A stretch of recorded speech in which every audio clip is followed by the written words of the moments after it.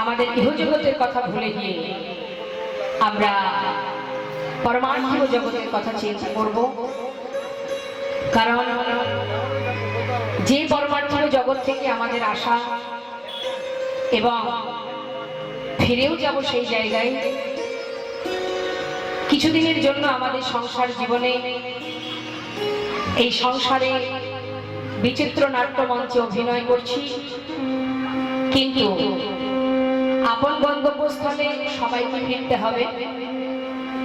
তো যেখানে আমরা যাব, যেটা আমাদের ঠিকানা, সেই জায়গা একটা পরিবার আছে আমাদের, যে পরিবারের নাম কৃষ্ণ পরিবার। তো গোবিন্দ পরিবারেরই আমরা মানুষ। এখানে এসেছি আমরা চাকরি করার জন্য। তো চাকরিটা কি সেটা পরে জানবো। তাই এই মুহূর্তে আমরা আমাদের নিজের পরিবারের কথা আলোচনা হবে, আর সেই আলোচনার মধ্যেই যেন আমাদের মন থাকে। এই সময়টুকু যেন আন কথা বা অন্য চিন্তায় আমরা ডুবে না যাই। জয় নিতাই জয় গৌর। আজকের যে লীলা আমরা আস্বাদন করব, সেটি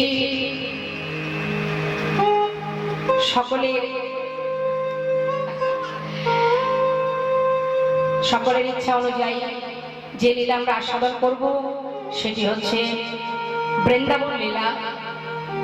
আস্বাদনের বিষয় ভক্ত ভগবানের মধুর মিলন। তো যে ভক্তের কথা আমরা শুনবো, আমরাও তো ভক্ত। আমরা যখন এই স্থানে বসে কৃষ্ণ নাম শ্রবণ করছি, এই যে কৃষ্ণ নাম শ্রবণ করাটাও কিন্তু একটা সৌভাগ্যের বিষয়। সবাই পারে না, অমৃত সবাই নিতে পারে না, অমৃত রাখার পাত্র সবার থাকে না। দেখবেন বাজারে পথে ঘাটে ফুচকার দোকানে খুব ভিড় হয়, কিন্তু বাবা চিড়ে গুড় বাতাসার দোকানে ভিড় হয়? ভিড় দেখবেন সব ফুচকার দোকান। তাহলে আমরা সবাই অমৃত নিতে পারবো না। অমৃত নেবার জন্য যে পাত্র দরকার সেটা সকলের থাকে না। আজ এখানে কীর্তন আস্বাদন করছেন আপনারা, সবাই তো এখানে এই এলাকার সবাই কিন্তু আসবে না। আর এই যে কৃষ্ণ কথা শ্রবণ করবেন, তার জন্য চাই ভক্তি, শুদ্ধ ভক্তি। এই ভক্তি যার মধ্যে থাকবে সে খোল করতালে ধ্বনি শুনলেই ছুটে আসবে।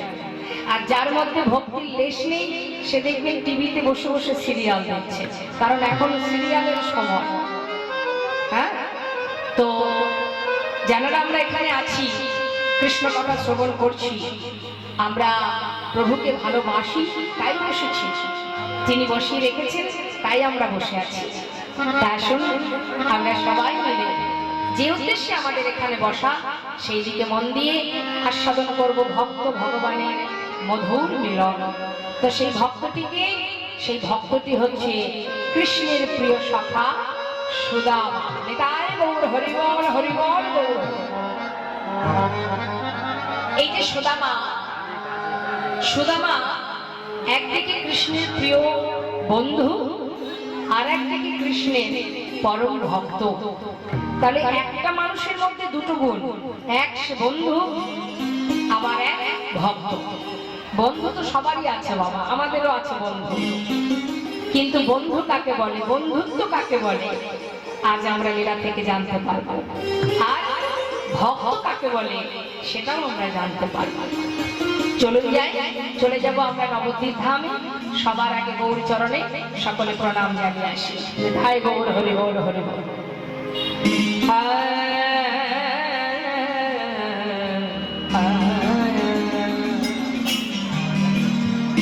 আমরা মহতি হরিবাসনে লীলা পরিবেশনে যদি ভুল ত্রুটি হয়, হওয়াটাই স্বাভাবিক। ভজন জানি না, সাধন জানি না, ভুল হতেই পারে। যদি ভুল ত্রুটি হয় সন্তান জ্ঞানে সকলে আমাকে ক্ষমা করবে। হরি হরি।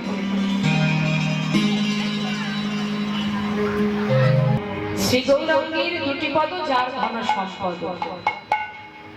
সংসার জীবনে আমরা সম্পদ মনে করি কোনগুলোকে? ধন সম্পদ। আমাদের জীবনে আমরা সম্পদ মনে করি ইহ জগতে যা কিছু আছে।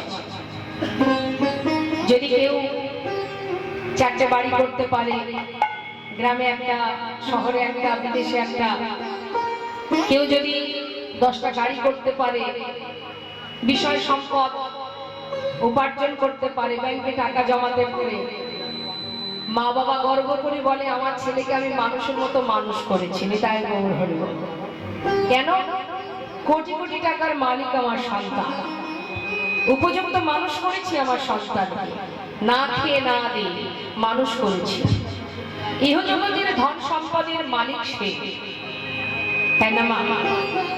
পথে ঘাটে দেখবেন যারা সাধু বৈষ্ণব হন, তারা জপের মালা হাতে নিয়ে দাঁড়ে দাঁড়ে ভিক্ষা করে, দাঁড়ে দাঁড়িয়ে গিয়ে ভিক্ষা চায়। যারা একটু অর্থশালী ব্যক্তি তারা তাদেরকে দেখে আফসোস করে, আহা দেখো দেখো বড় অসহায়।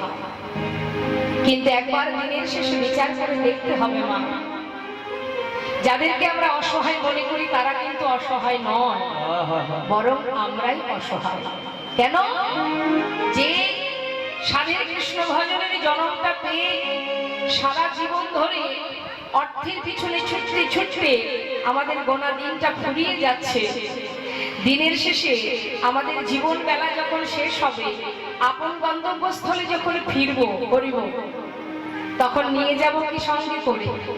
যেখানকারটা সেখানেই পড়ে থাকবে, কিছুই তো নিয়ে যেতে পারবো না। কিন্তু যে জনে নামের ধনে ধনী, যে জন গৌর ধনে ধনী, যে জনে কৃষ্ণ ধনে ধনী, সে কি নিয়ে যাবে? শুদ্ধ প্রেম, শুদ্ধ ভক্তি, গোবিন্দের প্রতি ভালোবাসা। আমি কি নিয়ে যাব? বিচার সভায় যখন বিচার হবে, বাড়ির বাচ্চারা যখন বিদেশে কাজে যায়, ঘরে ফিরে এলে 2 বছর 5 বছর পরে মা বাবা জিজ্ঞাসা করে না, বাবা বিদেশে গেলি কত কি উপার্জন করলে, কি কি করলে বল? ছেলে যদি বলে 5 বছর ছিলাম বটে, কিছু করতে পারিনি, খালি হাতে এলাম, মেদায় গৌর হরি, দুঃখ হবে না বাবা? আহা, 5টা বছর মাটি হয়ে গেল। কিন্তু মা গো, ঠিক তদ্রূপ যিনি আমাদের পিতা, যিনি আমাদের পাঠিয়েছেন এই ধরাতে, আমরা চেয়েছি তাই। একদিন দুদিন সাধনা করিনি তো আমরা। 80 লক্ষ জনী কীট পতঙ্গ হয়েছে, 4 লক্ষ মানব জন্ম, অর্থাৎ 84 লক্ষ জনী ভ্রমণ। তা 84 লক্ষ জনী ভ্রমণ করেছি। এই যে মানুষের দেহটা এখন আমরা দেখতে পাচ্ছি, এই যে দেহটা, এটা মানুষের পোশাক। এর আগে অনেক পোশাক পরেছি আমরা, পশুর পোশাক পরেছি, বৃক্ষের পোশাক পরেছি, পাখিদের পোশাক পরেছি, কীট পতঙ্গের পোশাক পরেছি, অনেকবার পোশাক পরেছি, আর শুধু ভগবানের কাছে কেঁদেছি। কেন?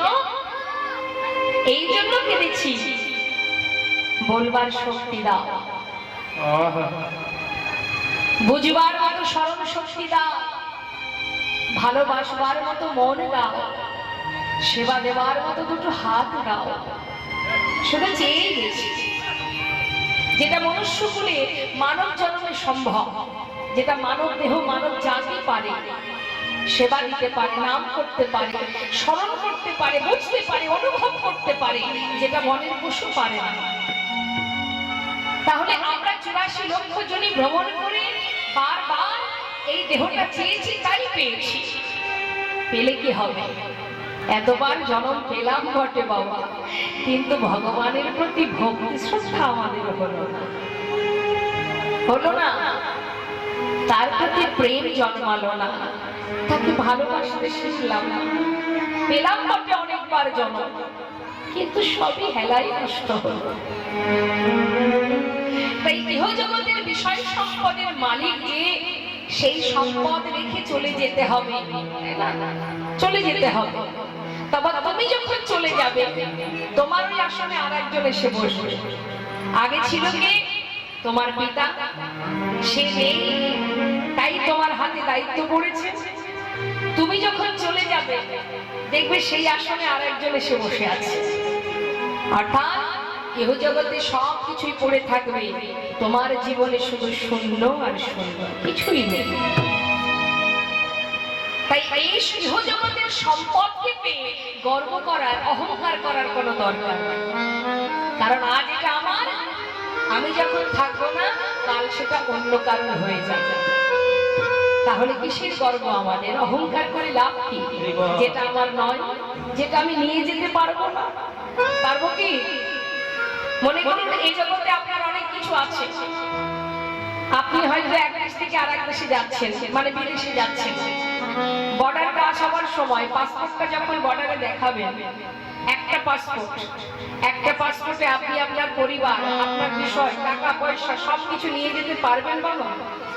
না, একটা পাসপোর্টে একজন ব্যক্তি যেতে পারবে, অর্থাৎ তুমি যাবে, ঘাড় ধাক্কা দিয়ে সব বের করে দেবে, একজনের ছাড়া আর কারোর অধিকার থাকবে না।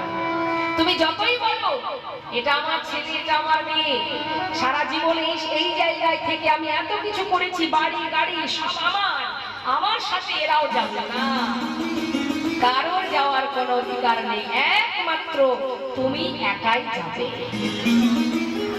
অর্থাৎ এই জগতে যা কিছু আছে সবই আমাদের দুদিনের জন্য মোহ আর মায়া। শুধু মায়া আর মোহ। মায়া কতক্ষণ তোমার কাছে থাকবে? কতক্ষণ থাকবে মায়া? যতক্ষণ তুমি করতে পারবে। যেদিন তুমি আর কিছু করতে পারবে না, তোমার দশেন্দ্র সর্বস্ব শিথিল হয়ে যাবে, চলবার শক্তি থাকবে না, দেখবার নয়ন থাকবে না, বলবার বদন থাকবে না, কথা বলতে গেলে জড়িয়ে যাবে, চোখে সব ধোঁয়াশা দেখবে, দশেন্দ্র সর্বস্ব শিথিল হবে, তখন তুমি হয়ে যাবে তোমার পরিবারের কাছে বোঝা। তাই যত সময় তুমি করতে পারবে তত সময় মায়া তোমার কাছে থাকবে, আদর পাবে, ভালোবাসা পাবে।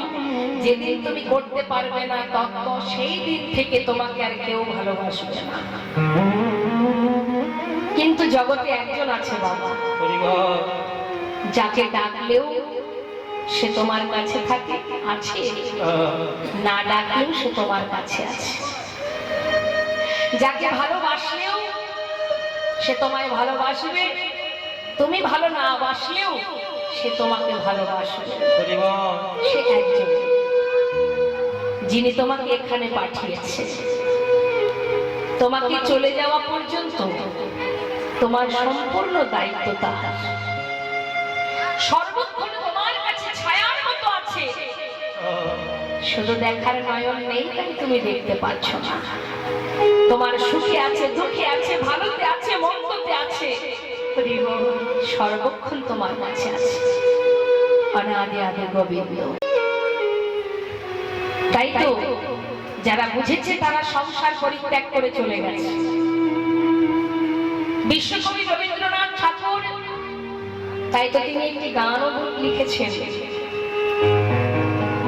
আমার হিয়ার মাঝে লুকিয়েছে দেখতে আমি পাইনি তোমায়, দেখতে আমি পাইনি, আমার হিয়ার মাঝে লুকিয়েছিলে দেখতে আমি পাইনি তোমায়, দেখতে আমি পাইনি, আমার হিয়ার মাঝে লুকিয়েছিলে দেখতে আমি পাইনি তোমায়, দেখতে আমি পাইনি। আমার হিয়ার মাঝে লুকিয়েছিলে দেখতে আমি পাইনি তোমায়, দেখতে আমি পাইনি। ওই বাহির পানে চোখ মেলেছি, বাহির পানে আমার হৃদয় পানে চাইনি আমার। হিয়ার মাঝে লুকিয়েছিলে দেখতে আমি পাইনি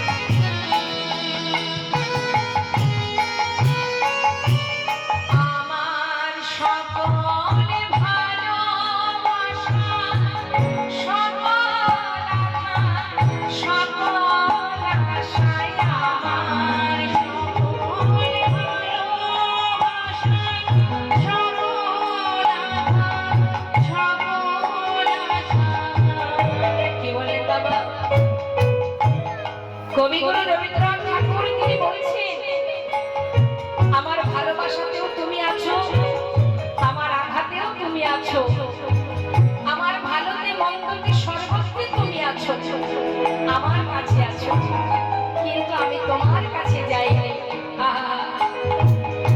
আমার সকল ভালোবাসা, সকল আঘাত, সকল আশা তুমি ছিলে আমার কাছে, তুমি ছিলে, আমি তোমার কাছে যাইনি।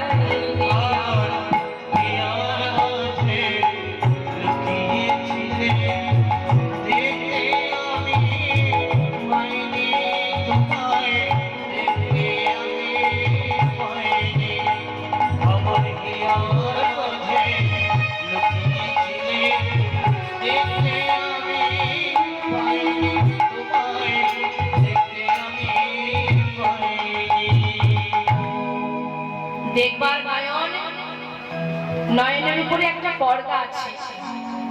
এই যে কলিযুগের মায়ার যে আবরণ, সেই আবরণে ঢাকা আছে আমাদের নয়নগুলো। যে নয়নে ইহজগতের সবকিছু দেখা যায়, কিন্তু পরমার্থিক জগতের যিনি পরমেশ্বর ভগবান, যিনি হৃদয় মন্দিরে পরমাত্মা রূপে বসে আছে, তাকে দেখা যায় না এই নয়নে। তবে দেখতে গেলে কোন নয়ন চাই?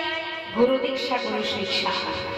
একমাত্র গুরুদেবই পারে তোমাকে সঠিক ঠিকানা দেখাতে, সঠিক কাজ তোমাকে দেখাতে, কি তোমার করণীয়, কি তোমার কর্তব্য, সেটা তোমাকে দেখাতে পারে একমাত্র সদ্গুরু।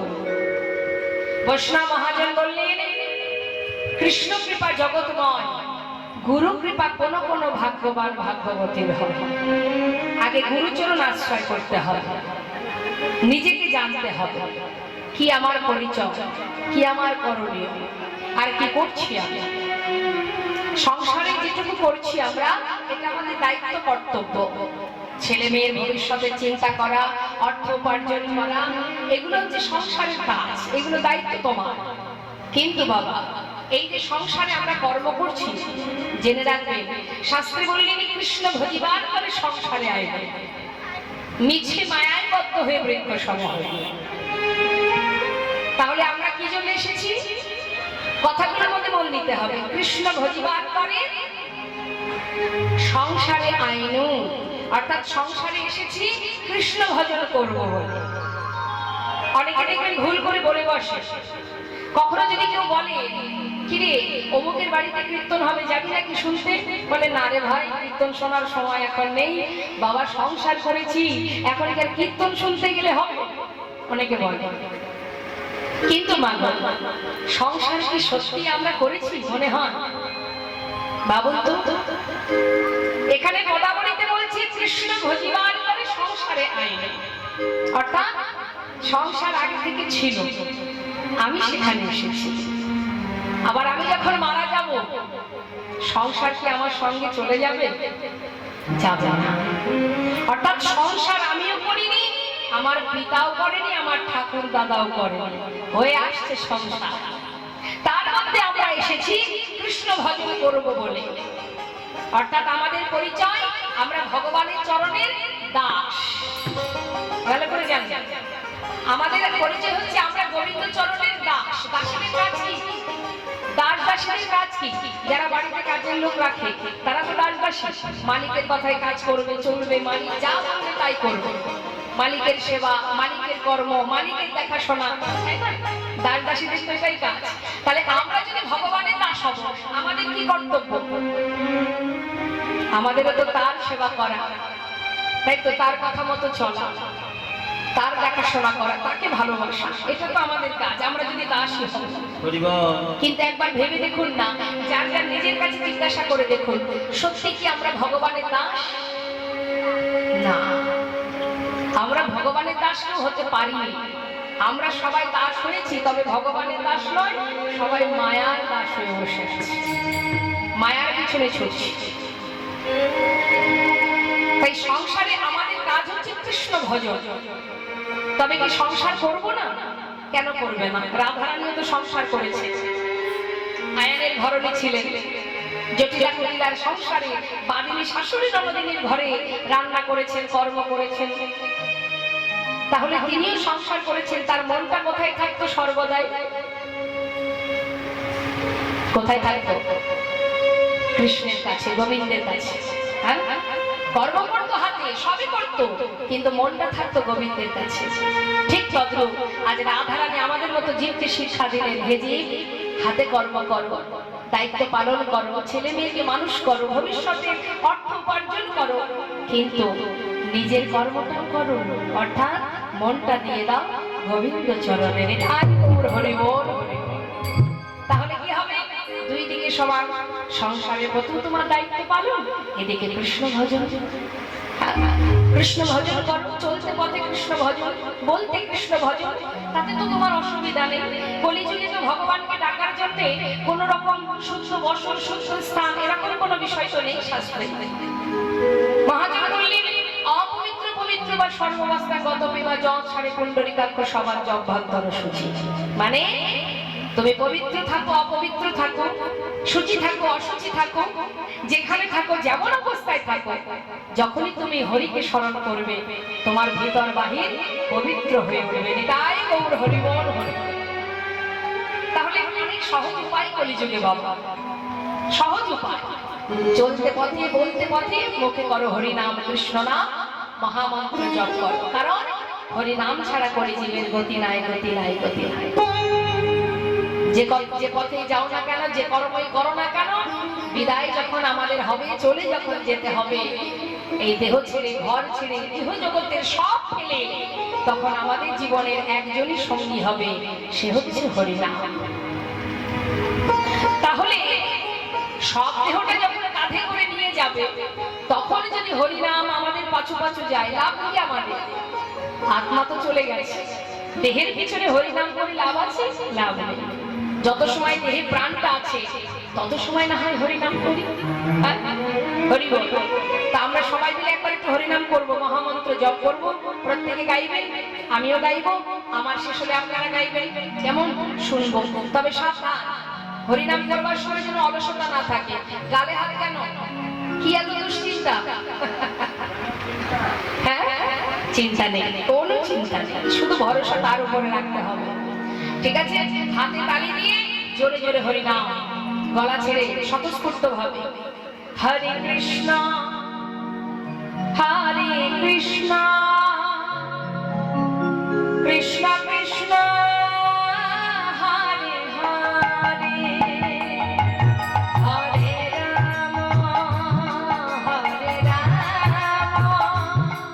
রাম রাম, হরে হরে, হরে কৃষ্ণ, হরে কৃষ্ণ। বলুন হরি হরি, বাবা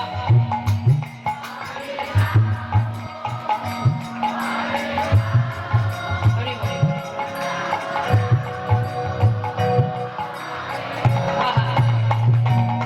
দেখুন, আজ যে আপনারা হরিনাম বলছেন, এই যে শক্তিটা যোগান দিচ্ছেন, এটা কিন্তু ভগবান, আমার ক্ষমতা নেই আপনাদের বলা না। আপনারা বাড়ি থেকে যখনই বেরিয়েছেন, মনে মনে ভেবেছেন আজ কৃষ্ণ নাম শুনতে যাচ্ছি, কীর্তন আস্বাদন করতে যাচ্ছি। তাহলে কীর্তন শুনতে যখন এসেছেন, মনে মনে ভেবেছেন, তখনই কিন্তু গোবিন্দের সঙ্গে আপনাদের আত্মার পরমাত্মার মিলন ঘটে গেছে। তাই বলবার শক্তিতে আপনারা মহামন্ত্র জপ করছেন। কেমন? তিনি বলাচ্ছেন, তাই বলছেন। তাই চেষ্টা করুন উচ্চস্বরে গাইবার। হরি বল। হরে কৃষ্ণ, হরে কৃষ্ণ, কৃষ্ণ কৃষ্ণ, হরে হরে, হরে রাম, হরে রাম, রাম রাম, হরে হরে, হরে কৃষ্ণ। বাবা